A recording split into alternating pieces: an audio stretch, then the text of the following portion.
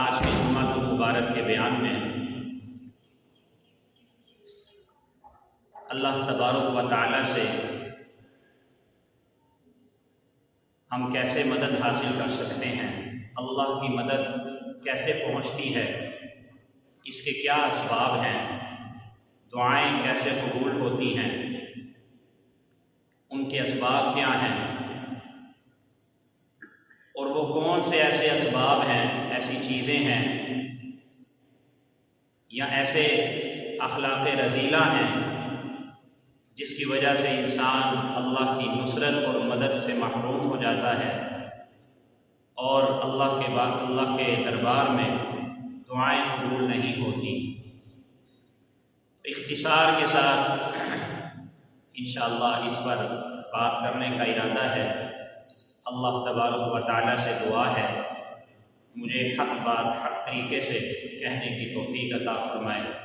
اور پھر ہمیں عمل کرنے کی توفیق عطا فرما دے۔ ایک مسلمان کا عقیدہ ہے، اس کا نظریہ ہے، ہر مسلمان کا، کہ اللہ تبارک و تعالیٰ ہی مدد کرنے والے ہیں، فتح اور غلبہ دینے والی اللہ کی ذات ہے، عزتوں سے نوازنے والا اللہ ہے، ترقیوں اور بلندیوں سے نوازنے والا اللہ ہے، اور اسی طریقے سے غموں سے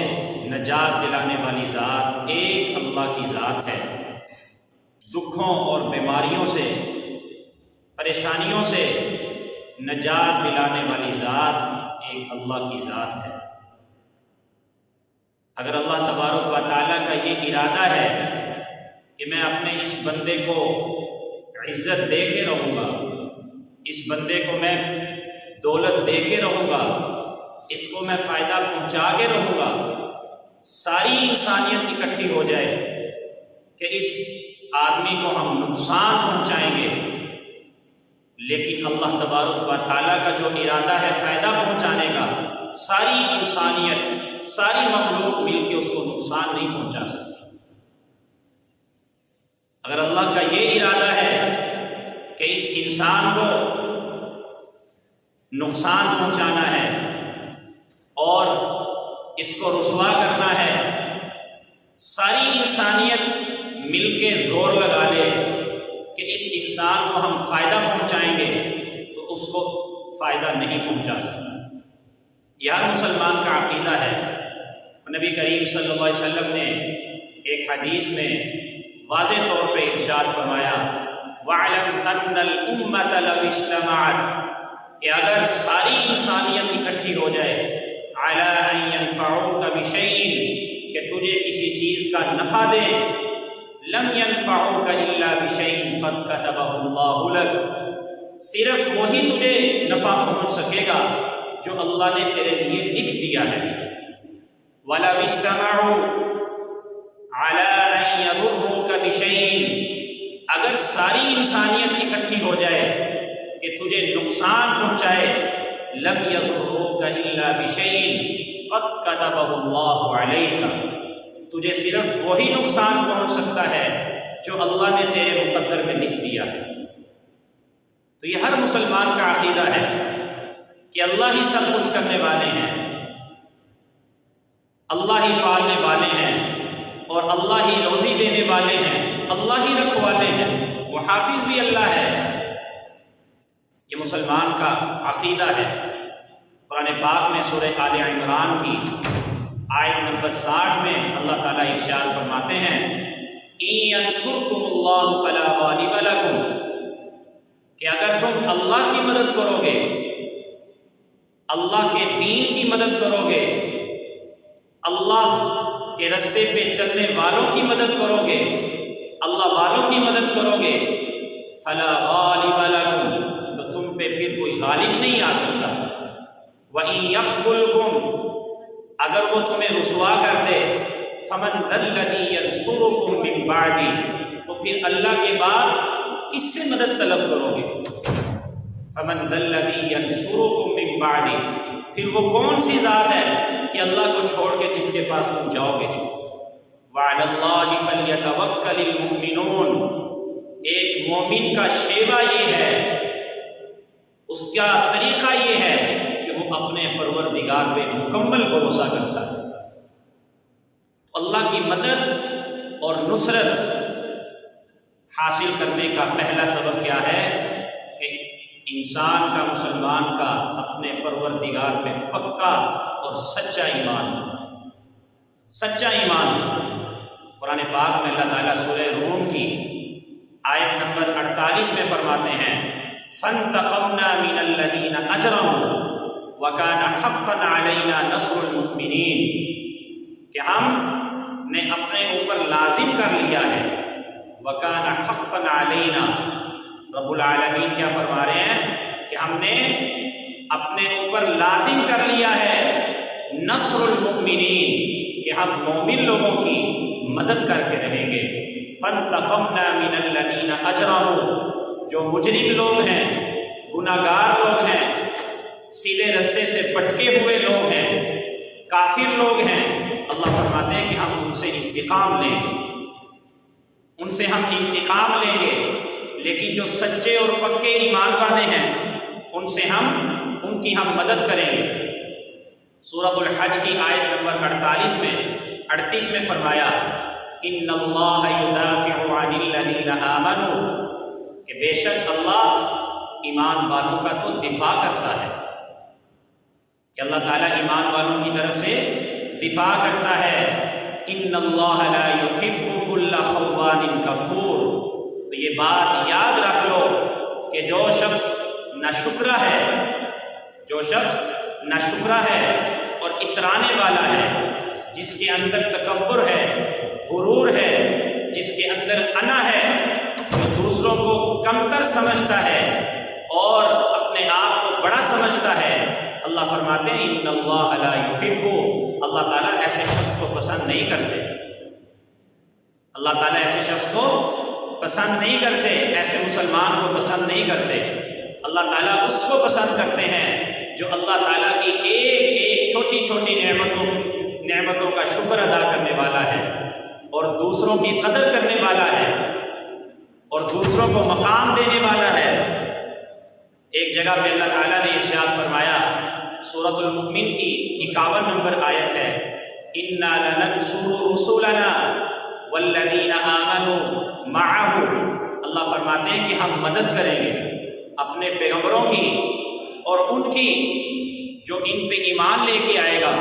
فی الحیات الدنیا، دنیا میں بھی، وَيَوْمَ يَقُومُ الْأَشْهَادُ، اور قیامت کے دن بھی۔ اب آپ دیکھیں کہ اللہ تبارک و تعالیٰ اپنی مدد اور نصرت کا وعدہ فرما رہے ہیں، بلکہ اللہ فرما رہے ہیں یہ مجھ پہ لازم ہے کہ جو سچے ایمان والا ہے، پکے ایمان والا ہے، میں ان کی مدد کر کے رہوں گا، میں ان کو بے یار و مددگار نہیں چھوڑوں گا، ان تک میری نصرت اور میری مدد آ کر رہے گی۔ لیکن اللہ کی مدد کیوں نہیں آتی؟ خود اللہ تعالیٰ نے فرمایا وَمَا يُؤْمِنُ أَكْثَرُهُم بِاللَّهِ إِلَّا وَهُمْ مُشْرِكُونَ، کہ بات یہ ہے کہ میرے بندوں تک میری مدد اور نصرت کیوں نہیں پہنچتی کہ وہ میرے اوپر پکا ایمان نہیں رکھتے، وہ میرے اوپر پکا یقین نہیں رکھتے، وہ میرے اوپر بھروسہ نہیں رکھتے۔ اگر ان کا ایمان سچا ہو، ان کا یقین کامل ہو، پختہ یقین ہو، تو پھر میری مدد آتی ہے، پھر میری مدد پہنچتی ہے۔ ایک حدیث پاک میں نبی کریم صلی اللہ علیہ وسلم نے فرمایا، حدیث قدسی ہے کہ اللہ فرماتے ہیں انا عند ظن عبدی بی، کہ میرا بندہ میرے متعلق جیسا گمان رکھتا ہے میں ویسا ہی معاملہ کرتا ہوں، کہ جتنا پختہ یقین ہوگا، جتنا پختہ ایمان ہوگا، اللہ پہ جتنا پختہ اعتقاد ہوگا، اتنی ہی اللہ کی مدد آئے گی۔ تو پہلی چیز کیا ہے اللہ کی مدد لینے کے لیے کہ انسان مسلمان اپنے پروردگار پہ پکا ایمان بنائے، سچا یقین رکھے، پختہ ایمان رکھے۔ اور دوسری چیز ہے اخلاص عمل۔ نبی کریم صلی اللہ علیہ وسلم نے ارشاد فرمایا، بہت ہی پیاری حدیث ہے، انما ينصر الله هذه الامه بضعيفها بدعوتهم وصلاحهم واخلاصهم۔ حضور علیہ الصلوۃ والسلام نے ارشاد فرمایا کہ اللہ تعالیٰ اس امت کی مدد کرتے ہیں ان کے کمزور لوگوں کی وجہ سے، ضعیف لوگوں کی وجہ سے آپ دیکھتے ہیں معاشرے میں بے حیائی پھیلی ہوئی ہے، اور ناپ تول میں کمی کرنا اکثر لوگوں کا یہ شیوا بن چکا ہے، اور دھوکہ دینا، خیانت کرنا، جھوٹ بولنا، وعدے کی خلاف ورزی کرنا یہ لوگوں کی عادت بن چکی ہے، اور یہ اخلاق رذیلہ پھیل چکے ہیں، لیکن اللہ کی پکڑ نہیں آتی، اللہ کا عذاب نہیں آتا۔ اللہ ان لوگوں کو پکڑتے کیوں نہیں ہے؟ نبی کریم صلی اللہ علیہ وسلم نے ارشاد فرمایا انما ینصر اللہ ھذہ الامہ، کہ اللہ میری امت کی مدد کرتے رہتے ہیں بضعیفھا، جو ان کا کمزور طبقہ ہے، جو کمزور لوگ ہیں، بوڑھے لوگ ہیں، جن کی معاشرے میں کوئی قدر و قیمت نہیں ہے، لوگ ان کو کمتر سمجھتے ہیں، اگر وہ سفارش کریں تو ان کی سفارش قبول نہیں کی جاتی، بضعیفھا، کمزور لوگوں کی وجہ سے۔ جو مدرسے میں طالب علم پڑھتے ہیں، چھوٹے چھوٹے بچے قرآن کے طالب علم ہوتے ہیں، آپ ان کو مدرسوں میں چھوڑ آتے ہیں کہ یہ میرا بچہ قرآن حفظ کرے گا، وہ بچہ ایسا ہے کہ کھانے کے لیے خوراک نہیں ہے، پہننے کے لیے لباس نہیں ہے،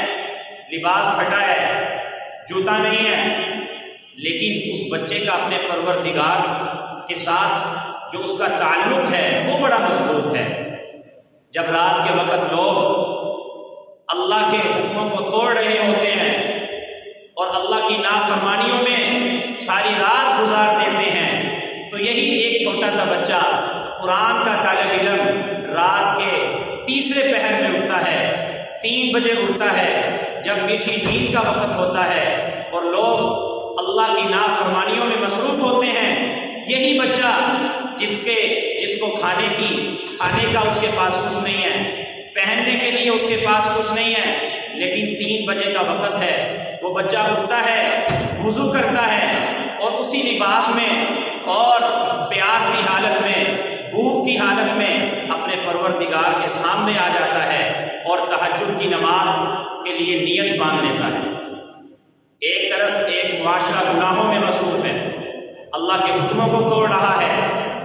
لیکن قریب میں ایک مسجد ہے، ایک مدرسہ ہے،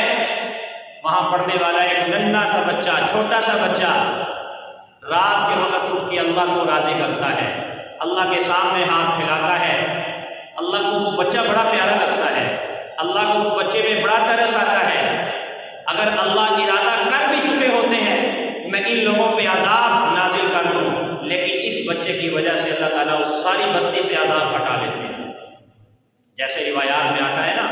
کہ جب کوئی نیک آدمی، اللہ کا ولی، اس کو ایسے قبرستان میں دفنایا جاتا ہے جس میں گناہگار لوگ ہیں، جب اس نیک شخص کو دفنایا جاتا ہے، اس نیک آدمی کی وجہ سے اللہ تعالیٰ ان سب قبروں والوں پہ اپنی خاص رحمتیں نازل فرماتے ہیں، سب کی مغفرت فرما دیتے ہیں۔ تو نبی کریم صلی اللہ علیہ وسلم نے ارشاد فرمایا انما ینصر اللہ ھذہ الامہ بضعیفھا، کہ جو کمزور طبقہ ہے، جس کی معاشرے میں قدر و قیمت نہیں ہے، بوڑھے لوگ ہیں، ان کی وجہ سے اللہ تبارک و تعالیٰ میری اس امت کی مدد کرتے ہیں، اللہ کا عذاب نہیں آتا۔ عہد نبوی میں 2 بھائی تھے، ایک بھائی نبی کریم صلی اللہ علیہ وسلم کی خدمت میں آیا کرتا تھا، ہر وقت آپ صلی اللہ علیہ وسلم کی مجلس میں، صرف اس لیے کہ آپ صلی اللہ علیہ وسلم کوئی بات ارشاد فرمائیں تو ایسا نہ ہو کہ میں اس مجلس میں شریک نہ ہوں۔ نبی کریم صلی اللہ علیہ وسلم سے علم حاصل کرنے کے لیے ہمہ وقت آپ صلی اللہ علیہ وسلم کی خدمت میں رہا کرتا تھا۔ دوسرا بھائی کھیتی باڑی کرتا تھا، کام کاج کرتا تھا، کاروبار کرتا تھا۔ نبی کریم صلی اللہ علیہ وسلم کی خدمت میں پہنچا، شکایت لے کے غصے میں روتے ہوئے، یا رسول اللہ، سارا دن میں کاروبار کرتا ہوں، کھیتی باڑی کرتا ہوں، میں اس کو کما کے دیتا ہوں، اس کو میں کھلاتا ہوں، یہ میرا ہاتھ نہیں بٹاتا، یہ آپ کے پاس رہتا ہے، یہ آپ کے پاس علم حاصل کرتا رہتا ہے، اس کو بھی بھیج دیا کرے کہ یہ کچھ کمایا کرے۔ نبی کریم صلی اللہ علیہ وسلم نے بہت خوبصورت جملہ ارشاد فرمایا، آپ نے فرمایا لعلک ترزق بہ، یہ بات یاد رکھ لے کہ جو تجھے رزق دیا جا رہا ہے، جو کیا تجھے دولت مل رہی ہے، ہو سکتا ہے تجھے اسی کی وجہ سے مل رہی ہے۔ سبحان اللہ۔ نبی کریم صلی اللہ علیہ وسلم نے ارشاد فرمایا کہ تم لوگوں کی اللہ تبارک و تعالیٰ مدد کرتے ہیں جو تمہارا کمزور طبقہ ہے، اس کمزور طبقے کی وجہ سے۔ جو آپ لوگ اللہ کی راہ میں خرچ کرتے ہیں، مدارس کے طلباء پہ خرچ کرتے ہیں، اس خرچ کی وجہ سے اللہ تبارک و تعالیٰ تمہاری مدد کرتے ہیں۔ دوسرا ارشاد فرمایا بدعوتہم، کہ اللہ تبارک و تعالیٰ میری اس امت کی مدد کرتے ہیں دعاؤں کی وجہ سے، نیک لوگوں کی دعاؤں کی وجہ سے۔ کہ معاشرے میں بے حیائی پھیلی ہے، معاشرے میں ہر قسم کی بری خصلت پھیل چکی ہے، لیکن اللہ کی گرفت نہیں آتی، اللہ کا عذاب نہیں اترتا، اللہ کی پکڑ نہیں آتی۔ نبی کریم صلی اللہ علیہ وسلم نے فرمایا کیوں نہیں آتی؟ بدعائہم، نیک لوگوں کی دعاؤں کی وجہ سے۔ نبی کریم صلی اللہ علیہ وسلم نے ایک حدیث میں فرمایا الدعاء مخ العبادہ، کہ دعا یہ عبادت کا مغز ہے۔ یہ دعا کیا ہے؟ یہ عبادت کا نچوڑ ہے، دماغ ہے، اس کی بنیاد ہے، اصل ہے۔ جب بندہ اللہ سے نہیں مانگتا اللہ اس سے ناراض ہو جاتے ہیں۔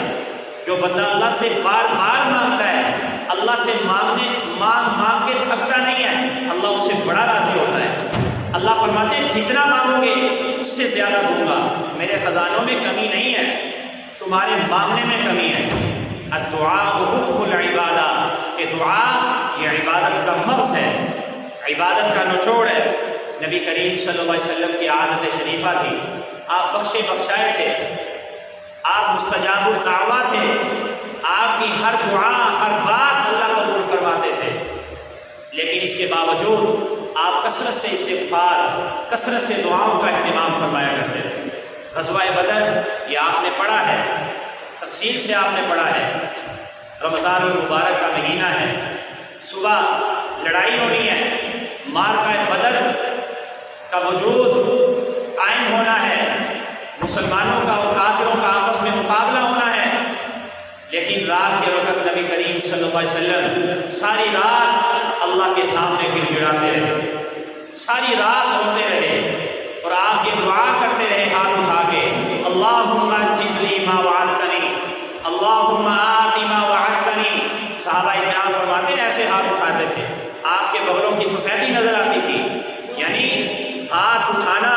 یہ اللہ کی رحمت کو جلدی حاصل کرنے کی علامت ہے۔ نبی کریم صلی اللہ علیہ وسلم بےتاب تھے، اللہم انجز لی ما وعدتنی، کہ اے میرے پروردگار آپ نے مجھ سے وعدہ فرمایا ہے کہ میں آپ کی مدد کروں گا، اے میرے پروردگار اپنے اس وعدے کو پورا کیجیے۔ اللہم آتی ما وعدتنی، اے اللہ جس کا آپ نے مجھ سے وعدہ کیا ہے وہ مجھے عطا فرما دیجیے۔ اللہم ان تہلک ہذہ العصابہ من اہل الاسلام، اے میرے پروردگار یہ مختصر سی جماعت ہے، یہ مختصر سی جماعت ہے، 310 سے کچھ اوپر ہیں، 313 یا 315 ہیں، اے میرے پروردگار اگر یہ جماعت ہلاک ہو گئی لا تعبد فی الارض، اس دھرتی میں تیری عبادت نہیں کی جائے گی۔ نبی کریم صلی اللہ علیہ وسلم دونوں ہاتھ اٹھا کے دعائیں مانگ رہے ہیں۔ روایات میں آتا ہے کہ آپ صلی اللہ علیہ وسلم اتنا رو رہے تھے کہ آپ کی مبارک داڑھی آنسوؤں سے تر ہو گئی تھی۔ تو پھر اللہ تعالیٰ نے یہ آیت نازل فرمائی کہ تستغیثون ربکم فاستجاب لکم، کہ میرے پاک پیغمبر جس وقت آپ اپنے رب سے فریاد کر رہے تھے فاستجاب لکم، اللہ نے آپ کی دعا قبول کر لی ہے۔ وَيُمْدِدْكُمْ بِأَلْفٍ مِّنَ الْمَلَائِكَةِ مُرْدِفِينَ، 1000 فرشتوں سے اللہ مدد کریں گے۔ اللہ کا وعدہ ہے کہ 1000 فرشتوں سے اللہ کیا کریں گے؟ مدد کریں گے۔ غزوہ بدر صرف ایک غزوہ ایسا ہے جس میں فرشتے اترے اور فرشتوں نے قتال بھی کیا، لڑائی میں حصہ لیا۔ باقی غزوات میں فرشتے اترتے تھے لیکن لڑائی میں حصہ نہیں لیتے تھے۔ غزوہ بدر میں انہوں نے باقاعدہ لڑائی بھی کی۔ آج بھی مسلمانوں کی مدد اور نصرت کے لیے فرشتے اتر سکتے ہیں۔ ایک عالم دین ہمیں بتا رہے تھے افغانستان کے جہاد کے متعلق کہ وہاں ایک جو مجاہد شریک تھے انہوں نے خود سنایا ان کو، انہوں نے پھر ہمیں سنایا کہ ہم ایک مرتبہ ہم ایک لڑائی میں تھے. آپ اندازہ لگائیے کہ کیسا مسلمان ہے کہ کتنی سپر پاور طاقتیں ساری مل کے متحد ہو کے ان کو ناکام بنانے کے لیے اور ان کا نام و نشان مٹانے کے لیے یہاں آئے، لیکن ان کے پاس نہ کھانے کے لیے، نہ پینے کے لیے، نہ پہننے کے لیے اگر کوئی چیز تھی وہ ایمان اور اخلاص عمل تھا. وہ بتاتے ہیں کہ ہم مورچے میں تھے اپنے، تو جو سامنے لشکر ہے امریکہ، وہ بڑے بڑے جو پہلوان ہیں، لمبے قد والے، بڑی بڑی باڈیوں والے، ان کا انتخاب کرتے تھے اور پھر بڑے اچھے طریقے سے ان کو ٹریننگ دی جاتی تھی. ہمارے سامنے ان کو ہیلی کاپٹر سے اتارا گیا ہے، ان کے پاس اسلحہ ہے اور ہم سے لڑنے کے لیے وہ آگے بڑھے. جب ساری جماعت نیچے اتار دی گئی ہے، تھوڑا سا آگے آئے ہیں، انہوں نے ادھر ہی اپنے ہتھیار ڈال دیے اور ایسے انہوں نے اپنے اوپر ہاتھ اٹھا لیے جیسے ایک آدمی ہتھیار ڈال دیتا ہے گرفتاری کے لیے. تو آگے چلتے آ رہے ہیں تو کہنے لگے ہمیں یہ تھا شاید یہ کوئی ہم سے کوئی دھوکھا کر رہے ہیں، تو جنگی چال تدبیر کھیل رہے ہیں ہمارے ساتھ. وہ ہمارے قریب آتے جا رہے ہیں، لیکن جب بہت زیادہ قریب آئے، ہم نے جب غور سے دیکھا کہ پوری جماعت کے پاس کچھ بھی نہیں ہے اور ہٹے کٹے اور بہت ہی طاقتور نوجوان اور زبردست سپاہی. جب وہ ہمارے بالکل قریب آ گئے تو پھر ہم اپنے مورچوں سے نکلے اور آہستہ آہستہ ہم ان کے پاس پہنچے، ان کو گرفتار کیا. پھر ہم نے ان سے پوچھا کہ تم لوگوں کو یہاں اتارا گیا، تم لوگوں نے یہاں اپنا سارا ساز و سامان یہاں نیچے پھینک دیا. ان کے ہوش اڑے ہوئے تھے. جب وہ ہوش میں آئے تو پھر کہنے لگے کہ وہ کدھر ہیں سفید پگڑیوں والے، وہ بڑے بڑے لوگ، وہ سفید پگڑیوں والے، سفید لباس والے، وہ ہمیں گرفتار کر رہے تھے، وہ کدھر گئے ہیں؟ ادھر ادھر دیکھنے لگے اور یہاں تو کوئی بھی نہیں ہے. انہوں نے ان کو کہنے لگے ہم تو صرف ہم ہی ہیں یہاں پہ. انہوں نے کہا نہیں، تمہارے علاوہ یہاں بہت جماعت، بڑی جماعت ہے جنہوں نے سفید پگڑیاں باندھی ہوئی ہیں، سفید لباس پہنا ہوا ہے، بڑے ہی اونچے قد کے مالک ہیں، انہوں نے ہمیں گرفتار کیا ہے. تو یہ کس چیز کی علامت ہے کہ اللہ تبارک و تعالیٰ کی طرف سے فرشتے اترا کرتے تھے. جماعت تو وہاں نہیں تھی، اللہ کی طرف سے آج بھی فرشتے اتر سکتے ہیں. غزوہ بدر کے موقع پہ اللہ نے فرشتے اتارے تھے. غزوہ خندق کے موقع پہ نبی کریم صلی اللہ علیہ وسلم اللہ تبارک و تعالیٰ سے دعا کر رہے ہیں، اللہم منزل الکتاب، کہ اے میرے پروردگار کتاب اتارنے والے، سریع الحساب، جنگ پکڑنے والے، اللہم زہم الاحزاب، اللہم اہزمہم وزلزل اقدامہم، کہ اے میرے پروردگار ان لشکروں کو شکست دے دیجئے اور ان کے قدموں کو اکھاڑ دیجئے. نبی کریم صلی اللہ علیہ وسلم اللہ سے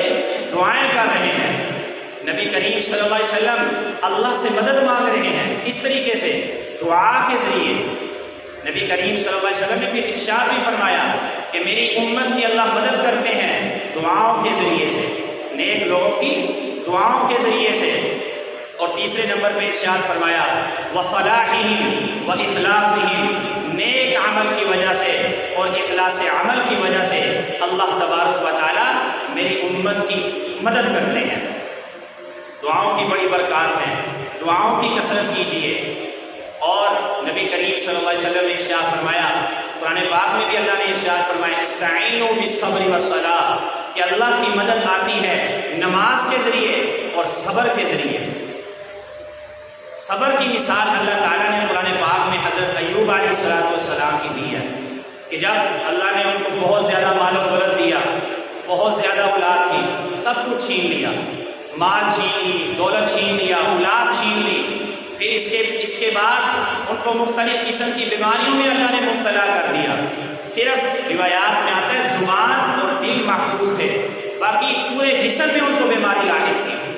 سارے لوگ چھوڑ کے چلے گئے تھے، لیکن ایک ان کی وفادار بیوی تھی. لیکن ہر وقت اللہ سے گڑ گڑاتے رہتے تھے، اللہ کی رحمت سے مایوس نہیں ہوئے. تو پھر اللہ نے فرمایا کہ یہ جو میرا بندہ ایوب ہے یہ بڑا ہی صابر ہے، نعم العبد، بڑا ہی اچھا اور نیک بندہ ہے، انہ اواب، وہ تو میری طرف بار بار رجوع کرنے والا تھا. تو یہ صبر کی اللہ نے مثال دی. کہ صبر کے ساتھ اللہ کی مدد طلب کریں، نماز کے ذریعے اللہ کی مدد طلب کریں۔ اور جو چیز ہماری دعائیں کیوں قبول نہیں ہوتی، اللہ کی مدد کیوں نہیں اترتی، اس میں جو اسباب ہیں، ایک اخلاص کا فقدان ہے کہ ہمارے اندر اخلاص نہیں ہے، اخلاص نہیں ہے۔ دوسرے نمبر پہ جب ہم بخل بخیل بن جاتے ہیں تو بھی اللہ تبارک و تعالیٰ دعا قبول نہیں کرتے، اور جب ہم